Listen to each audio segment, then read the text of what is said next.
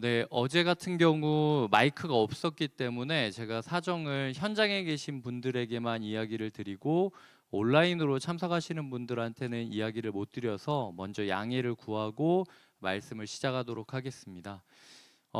병원에 어제 가 보니까 편도가 많이 부은 거는 일반적인 거기 때문에 그거는 제가 원래 좀 무리를 한다 싶으면 좀 편도가 부어요. 그래서 큰 그런 건 아니고 일반적으로 좀 며칠 신경을 썼기 때문에 그랬던 거고, 화요일 점심을 제가 먹은 이후부터 뭐가 계속 얹힌 거 같아 가지고 이 평소에 이제 편도가 붓는 거랑 얹힌 거랑 합쳐지니까 몸살기도 오고 그래서 힘든 것 같다고 하루 정도 쉬었으면 좋겠다라고 권유를 받아서 어제 뭐 푹 쉬고 왔습니다. 그래서 특별히 이상은 없으니까 걱정 안 하셔도 될 것 같고요.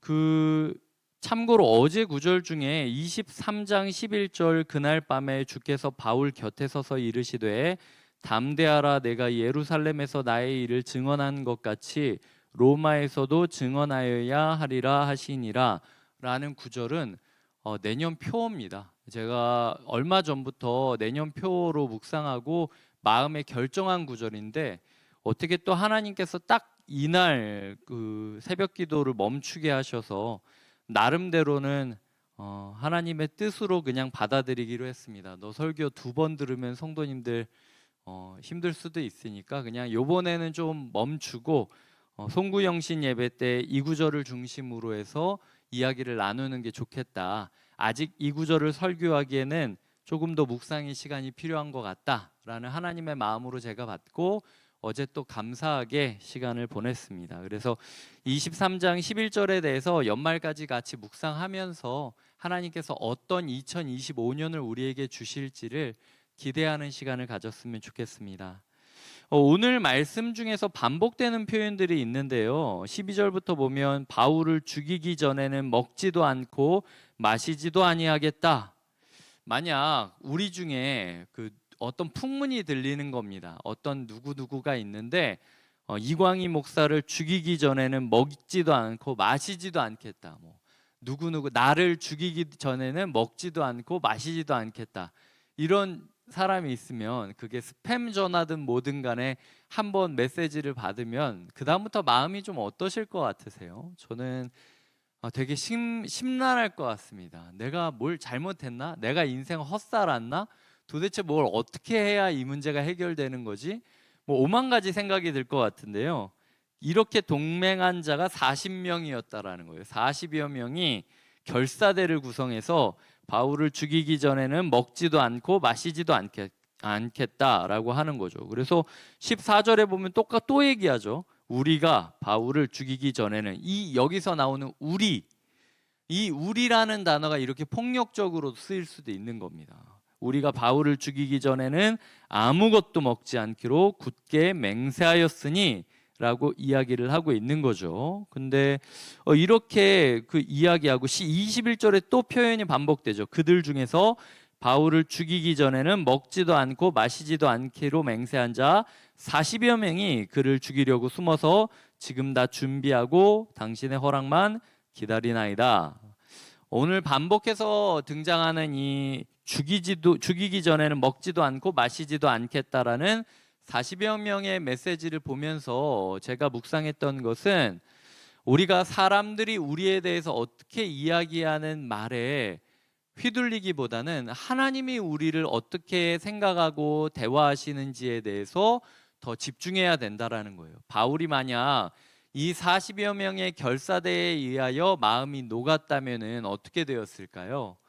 바울은 바로 이 전구절 아무도 보지 않는 그날 밤 자기 곁에서 말씀을 주시고 로마로 가야 한다는 꿈을 주셨던 하나님을 붙잡고 있었기 때문에 사람들이 뭐 죽이겠다 뭐 말겠다 너 죽기 전에는 내가 밥도 안 먹는다 물도 안 마신다 이런 이야기에도 흔들리지 않고 가야 할 길을 걷는 모습을 그리고 있다라는 것이죠. 하나님께서 우리의 주변 가운데 오늘 어떤 이야기를 듣게 될지 모릅니다. 저 사람이 어떻게 나를 네가 나에게 어떻게 그럴 수 있어? 그리고 내가 뭘 잘못했다고 라는 이야기들이 나올 정도로 억울한 이야기를 들을 수도 있겠지만요. 마음 흔들리지 말아라 라고 하나님께서 이야기하고 있다라는 것이 제가 오늘 본문을 묵상한 첫 번째 묵상이었습니다.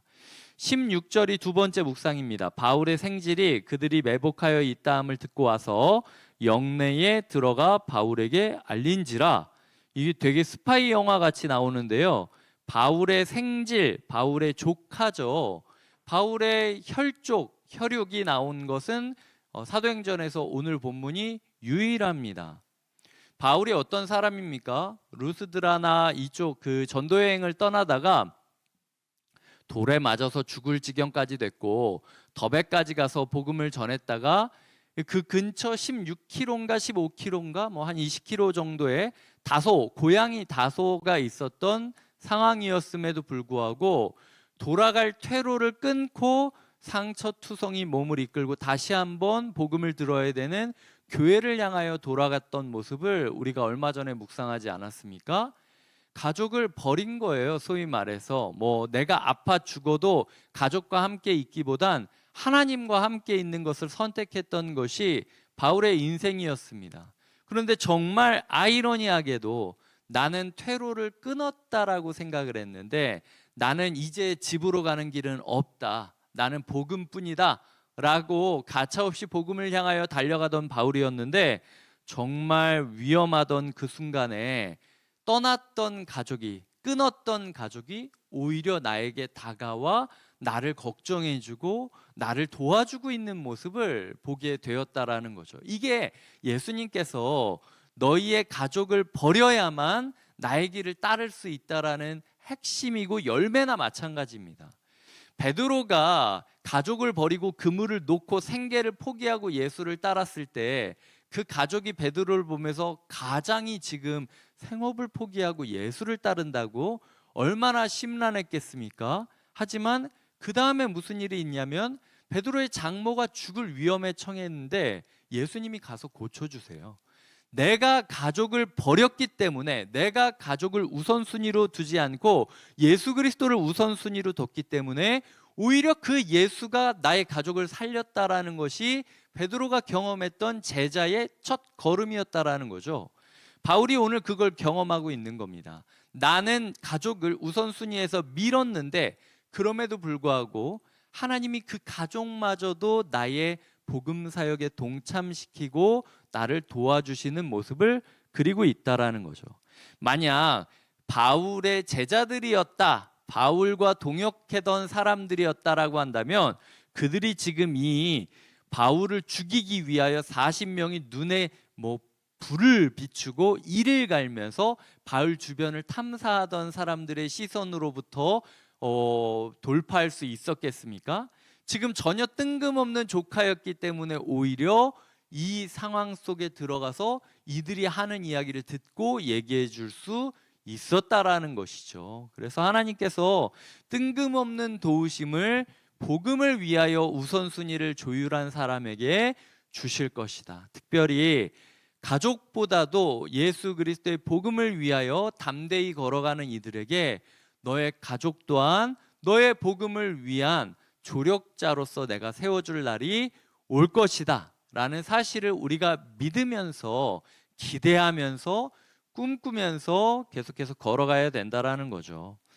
세 번째로는 이 일을 들은 천부장이 어떻게 하냐면 23절에 보면 밤 제3시, 우리로 치자면은 밤 9시죠.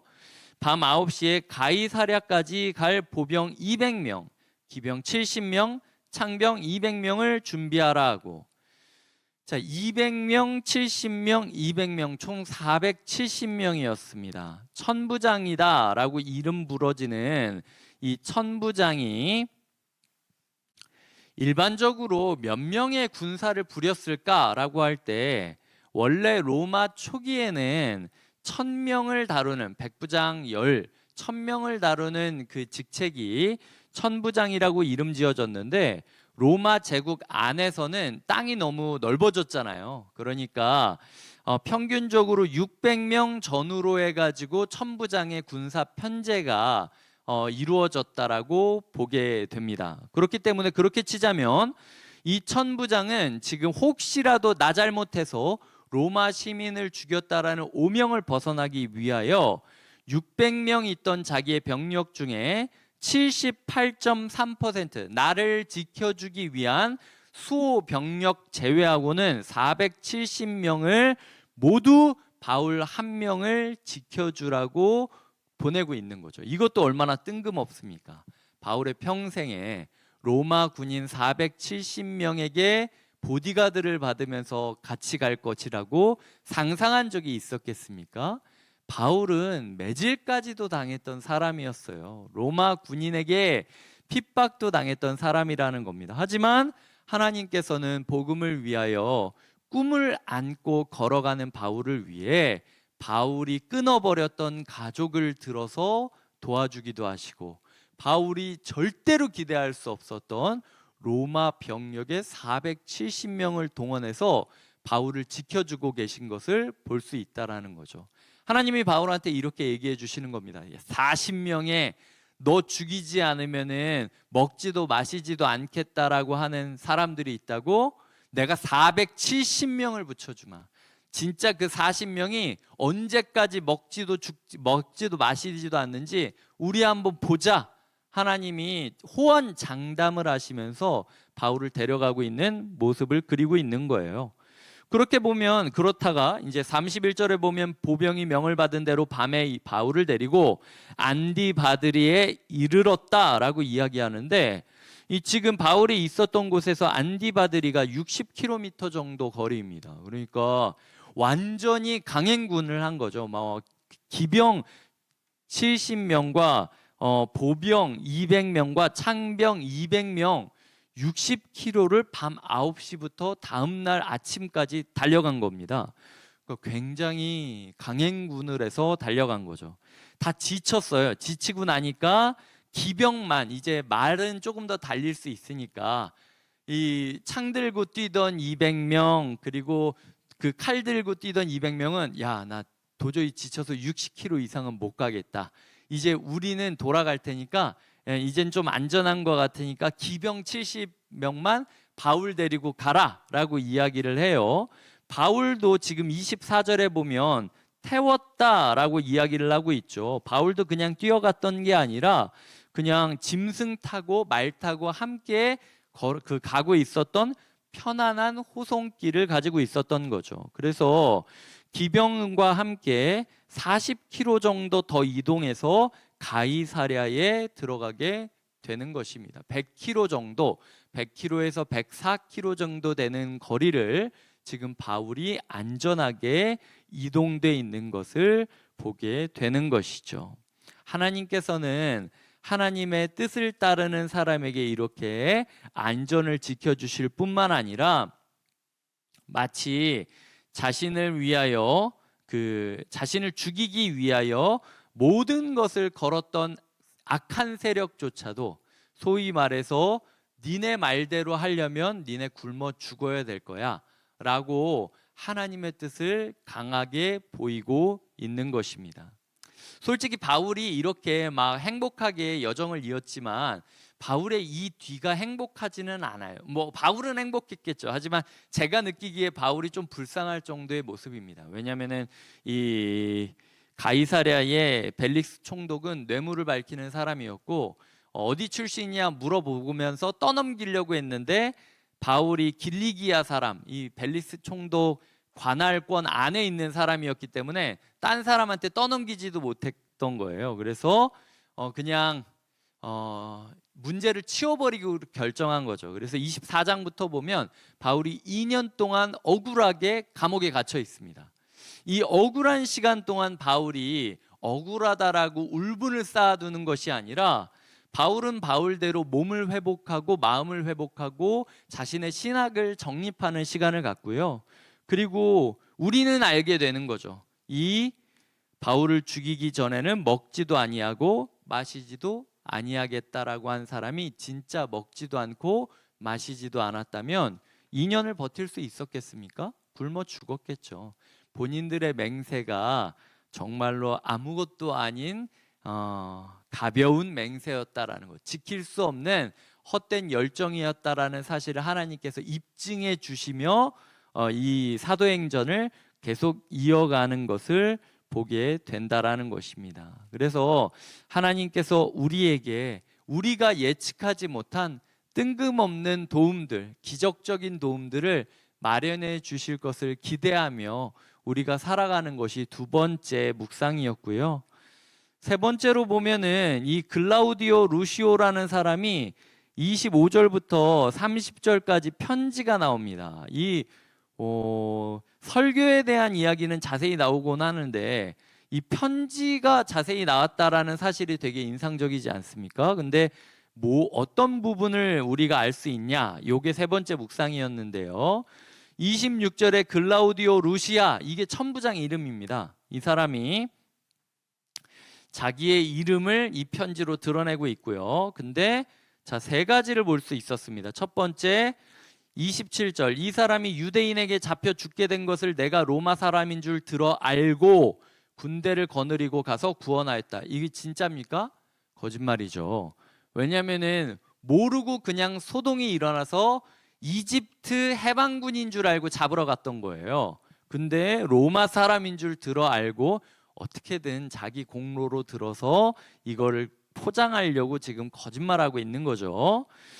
자, 그 다음에 29절에 보면 고발하는 것이 그들의 율법 문제에 관한 것뿐이요 한 가지도 죽이기도 결박할 사유가 없음을 발견하였나이다. 자, 그렇다면 이거는 이 사람이 지금 잘한 겁니까? 못한 겁니까? 무능력한 거죠.